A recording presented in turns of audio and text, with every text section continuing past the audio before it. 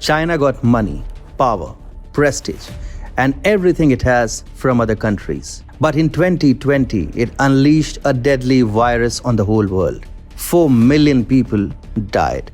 The entire world was furious at China. Japan was livid.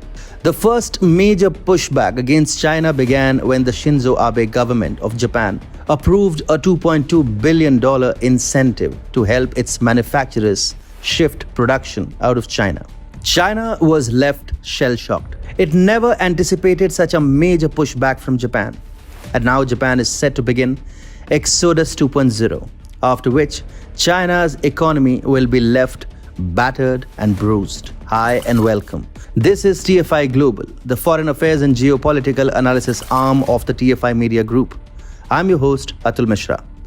In this video, I'll tell you about Japan's plan to further damage China's economy by pulling out the remaining Japanese manufacturers from China. Let's begin.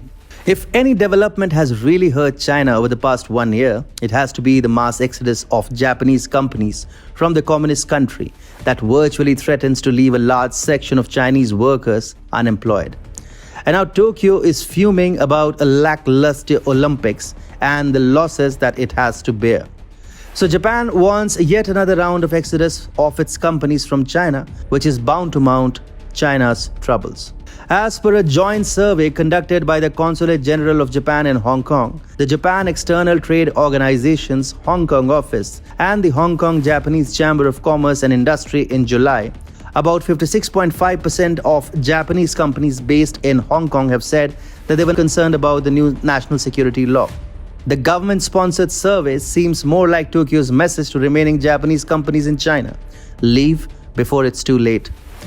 The government-sponsored survey of Hong Kong-based Japanese companies also revealed that the percentage of Japanese companies that will expand their businesses in the city has shrunk to 3.9% in July from 5.5% in April.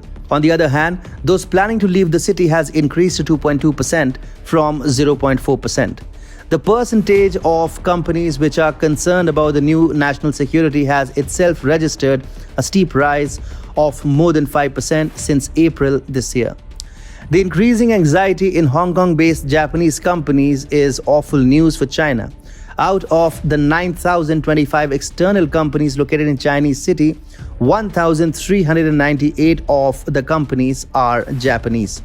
Now, if they start exiting Hong Kong, it would translate into a major financial loss for Beijing. And there is every reason to believe that negative sentiment towards Chinese policies in Japanese companies could lead to their exodus. Only in April this year, Japan had announced a large subsidy program worth $2 billion for its companies exiting China and relocating production to Japan. Almost $200 million were also set aside for those seeking to shift production to ASEAN countries. Later, Japan added Bangladesh and India to the list of relocation destinations for its companies. As a consequence of Japan's efforts, 87 of its companies had shifted base out of China, while 57 of such companies moved back to Japan. 30 moved to ASEAN countries like Vietnam, Myanmar, and Thailand. Overseas companies based in Hong Kong have many reasons to be worried about the prevailing situation in the city. It was reported recently that Hong Kong is looking to amend the Personal Data or Privacy Ordinance. Once the proposed amendment gets through, the Privacy Commissioner will be empowered to order internet service providers to block access to foreign companies with doxing content if considered necessary. For the unaware, doxing implies publicly revealing what was previously private information about an individual or a group through the internet. Therefore, overseas companies harbor some real concerns about flow of information and data safety in Hong Kong. However, for Japanese companies based in Hong Kong and elsewhere in China, there are some other issues at play too. They are seemingly getting influenced by the latest round of tensions between Tokyo and Beijing. For Japan, the rescheduling and lackluster Tokyo Olympics 2020 has become an issue of personal rivalry with China. Tokyo is presently hosting the greatest sporting event on the planet, but it is a flop show.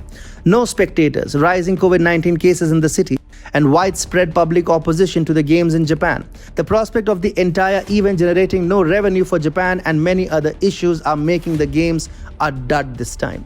An angry Japan squarely blames China and its epidemiological misadventures for making the 2020 Tokyo Olympics a big disaster. and Japan has reacted by informally dumping the One China policy and listing Taiwan as a country in Japanese kanji. In fact, Japan is now leading the charge against China when it comes to encouraging Taiwan's independence.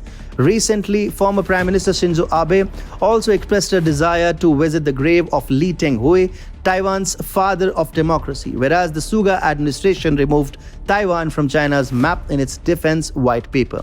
At the end of the day, the biggest weapon in Japan's armory for hurting China remains the option to prompt an exodus of its companies from the communist nation. This is what might also explain the survey about the increasing concern in Japanese companies about the new national security law in Hong Kong.